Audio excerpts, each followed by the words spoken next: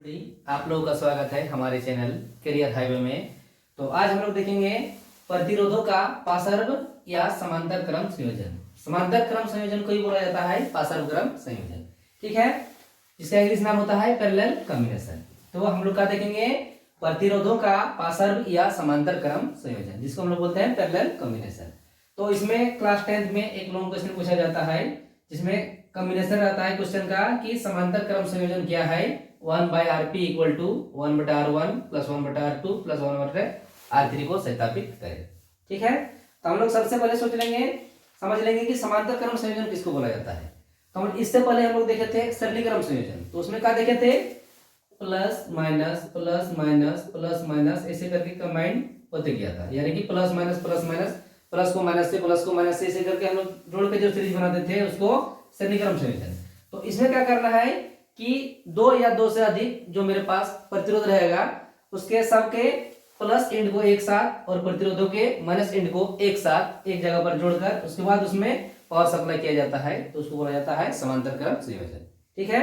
यानी कि दो या दो से अधिक प्रतिरोध के जो धन ध्रुव होता है उसको एक साथ तथा उसके जो ऋण ध्रुव होता है R1 R2 R3 प्रतिरोधों के उसके ऋण ध्रुव को एक साथ जोड़कर जो हम लोग एक सीरीज बनाते हैं या प्रतिरोधों का कॉम्बिनेशन करते हैं उसको बोला जाता है समांतर क्रम संयोजन, ठीक है। इसका हम लोग परिभाषा देख लेते हैं।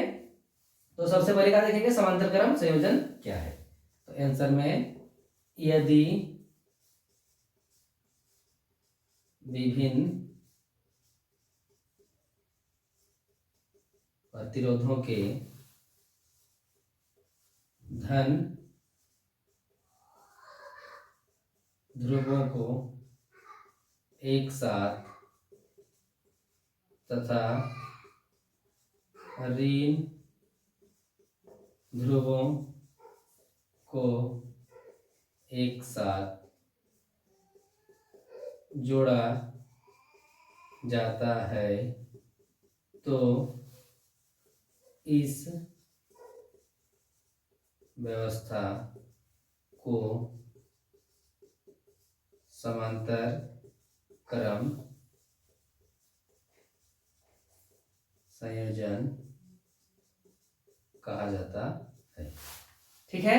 हम लोग परिभाषा भी देख लिए कि प्रतिरोधों, विभिन्न प्रतिरोधों दैट मींस दो या दो से अधिक जो भी रेजिस्टेंस रहेगा मेरे पास उसका जो प्लस इंड रहेगा उसको एक साथ, ठीक है, तथा उसका जो ऋण ध्रुव रहेगा यानी कि माइनस उसको एक साथ जोड़कर जो हम लोग व्यवस्था बनाते हैं उसको क्या बोला जाता है समांतर क्रम संयोजन। यानी कि जैसे हम लोग जोड़ते हैं कोई भी कनेक्शन हम लोग जोड़ते हैं तो यहाँ पर एक कोई भी मेरा बिजली का पॉइंट, बिजली खपत करने का चीज है, दूसरा पॉइंट पर कहीं है, तीसरा पॉइंट, तो हम लोग क्या करते हैं इसका प्लस इसका प्लस इसका प्लस यानी कि जिसको लाल तार बोला जाता है, गर्म तार, उसको एक साथ जोड़ देते हैं, सबका माइनस को एक साथ जोड़ देते हैं। उसके बाद जो हम लोग का सोर्स ऑफ पावर रहता है उसके साथ उसको अटैच करते हैं तो मेरा तीनों काम एक साथ करने लगता है। तो ये हो गया मेरा समांतर क्रम संयोजन। ऐसे भी हम लोग घरेलू परिपथ में किसका उपयोग करते हैं, यानी घर में जो हम लोग का सर्किट बनाते हैं, जो वायरिंग करते हैं किसमें रहता है समांतर क्रम संयोजन में,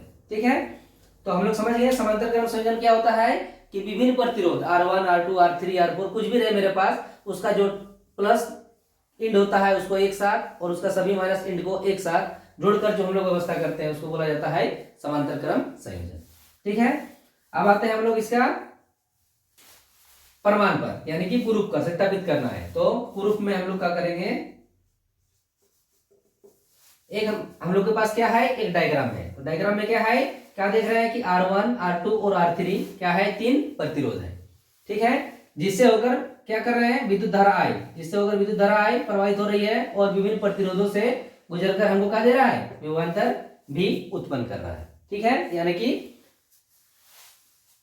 डायग्राम से हम लोग समझ गए हैं कि तीनों प्रतिरोध से होकर विद्युत धारा आई प्रवाहित होकर और सर्किट में क्या कर रहा है विभवांतर भी उत्पन्न कर रहा है।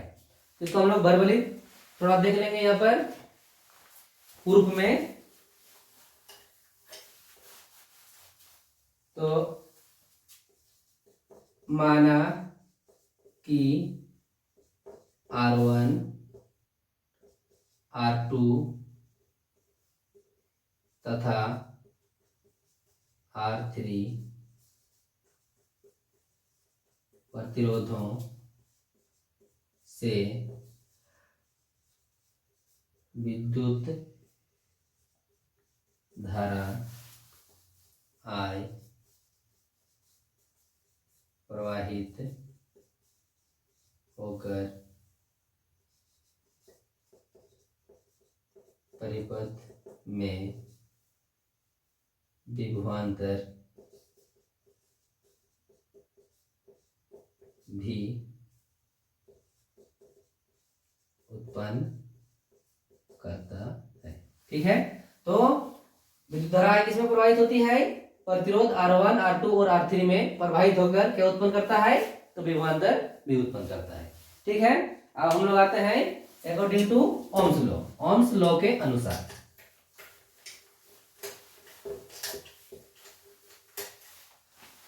तो हम लोग क्या देखेंगे?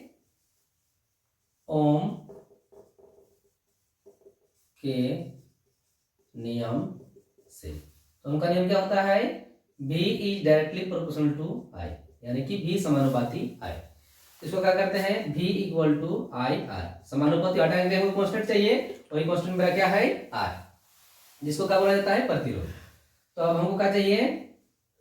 V बाई R, R इसके नीचे आ जाएगा, इक्वल टू I। ठीक है, इसी प्रकार V1 बटे R1 equal to I1, V2 बटे R2 equal to I2, V3 बटे R3 इक्वल टू I3। ये है मेरा इक्वेशन 1, 2 एंड 3। ठीक है, अब क्या करना है? तीनों इक्वेशन को जोड़ देना है।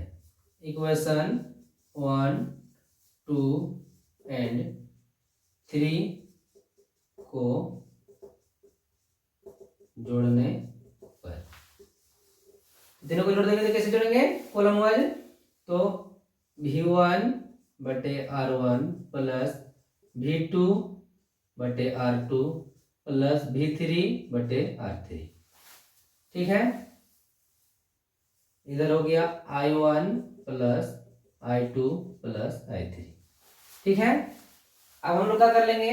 चूंकि V1 बराबर V2 बराबर V3 इक्वल टू V, तथा I1 बराबर I2 बराबर I3 बराबर I। हम लोग सर्किट में क्या देख लिए थे? डायग्राम में क्या देख लिए थे? तो वहां पर मेरा V1 V2 V3 नहीं था, वहां पर मेरा कॉमन पॉइंट क्या था? V था, इसलिए V1 को भी V मान लिए, V2 को भी V मान लिए और V3 को भी V मान लिए। दूसरा हम लोग करंट में भी क्या देखे थे?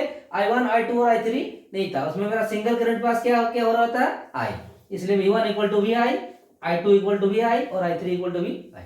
ठीक है, अब सर का वैल्यू के सामने हम लोग जो वैल्यू एज्यूम कर लिए उसको पुट कर देंगे, तो ये हो जाएगा I1 बटे R1 प्लस I V2 की जगह क्या हो जाएगा? V1 की जगह V बटे R1 प्लस V बटे R2 प्लस V बटे R3। ठीक है, जहां पर भी मेरा V1 V2 V3 था उसको क्या मान लिए थे? V, इसलिए V1 की जगह VI, V2 की जगह VI और V3 की जगह V लिख दिए। ठीक है, तो इसलिए लिख दिया कि हम V1 V2 और V3 सबको क्या मान लिए? V मान लिए। और सर्किट में हम क्या देखे थे? डायग्राम में क्या देखे थे कि मेरा क्या था? वहां पर जो विभवांतर है सिर्फ V क्रिएट हो रहा था, वहां पर V1 V2 V3 कुछ नहीं था, इसलिए सेम चीज मेरा क्या था? V था। बराबर I1 की जगह भी क्या लिखना है? I1 plus I2 plus I3 equal to I, यानी कि पूरा तो मेरा क्या हो गया? सर्किट में मेरा एक ही इलेक्ट्रिक करंट पास हो रहा था, क्या?